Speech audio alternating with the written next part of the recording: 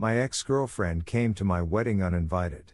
I saw her dancing during the collection, an unexpected and unsettling sight. She wasn't moving with the usual flow of the congregation. Instead, she jammed up the queue with her slow, deliberate dance pace.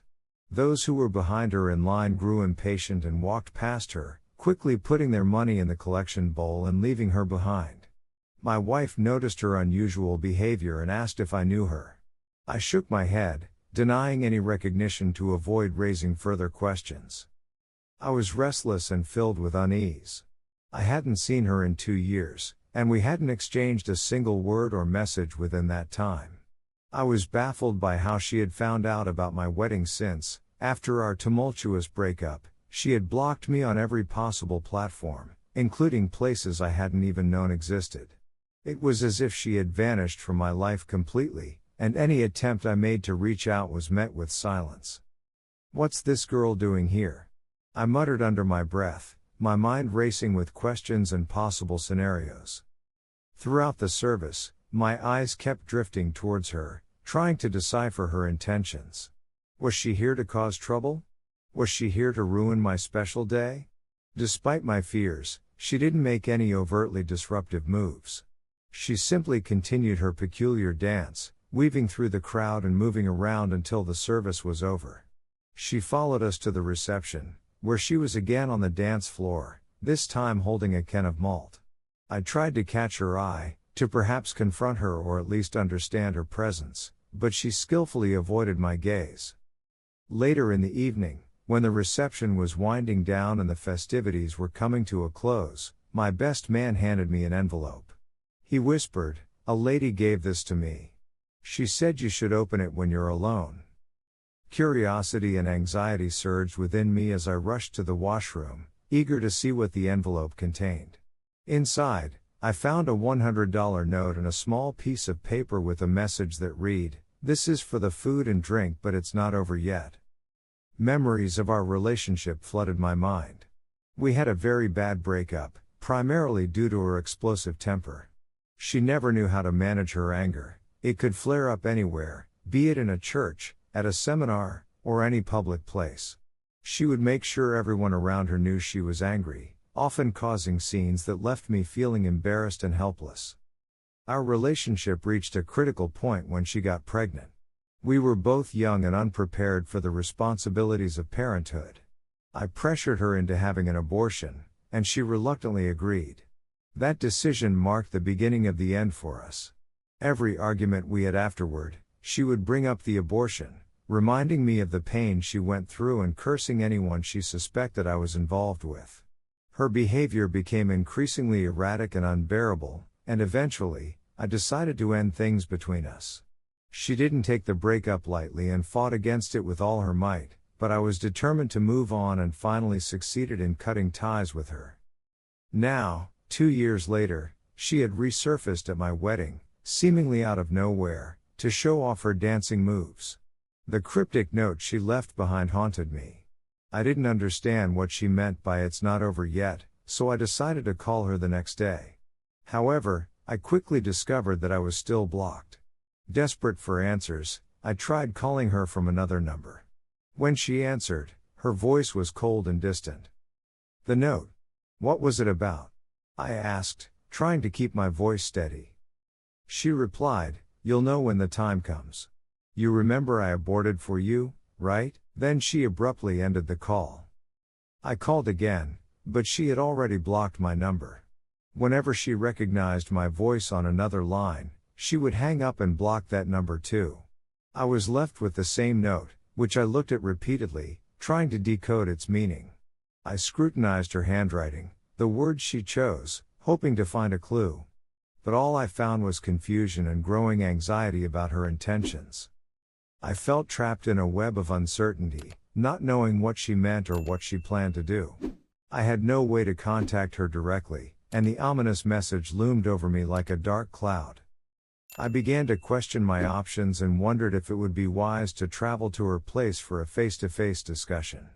The thought of confronting her in person filled me with dread, but it also seemed like the only way to get the answers I needed. However, I also had to consider my wife and how much I should tell her about this situation. Would she understand, or would it create unnecessary tension in our new marriage? Despite the turmoil within me, I didn't want to keep secrets from my wife. Our relationship was built on trust, and I knew I had to be honest with her. One evening, as we were winding down after a long day, I broached the subject cautiously. "Honey, there's something I need to talk to you about," I began, trying to keep my tone calm. She looked at me with concern, sensing the seriousness in my voice. "What is it? Is everything okay?" I took a deep breath and told her about the note and my ex-girlfriend's unexpected appearance at our wedding. I explained the context of our breakup and her erratic behavior. My wife listened patiently, her expression shifting from concern to understanding. "Do you think she's a threat?" she asked after I finished. "I don't know," I admitted. "That's what worries me. I don't know what she meant by 'it's not over yet,' and I don't know what she might do." My wife reached out and took my hand, squeezing it reassuringly. "We'll face this together. You're not alone in this. If you think talking to her in person is the best way to resolve this, then do it. But we'll come up with a plan together, and we'll make sure you're safe." Her support gave me the strength I needed. We spent the next few days devising a plan. I would travel to my ex-girlfriend's place, but I wouldn't go alone. My best man, who was also a close friend, agreed to accompany me. We would approach the situation carefully, making sure to avoid any potential conflict. The day of the trip arrived, and my nerves were on edge. As we drove to her town, I couldn't help but replay our last conversation in my mind. Her words echoed ominously, fueling my anxiety. When we finally arrived, I took a moment to gather my thoughts before approaching her door. She answered after a few knocks, her expression a mix of surprise and annoyance. "What are you doing here?" she demanded. "I need to talk to you," I said firmly. "About the note you left at my wedding." She hesitated for a moment, then stepped aside to let us in. We sat in her living room, the tension palpable. I explained my concerns, expressing my confusion and need for clarity. She listened silently, her expression unreadable. When I finished, she finally spoke. "I wrote that note because I wanted you to remember the pain you caused me. The abortion, the breakup. It all left a deep scar. But I'm not here to ruin your life.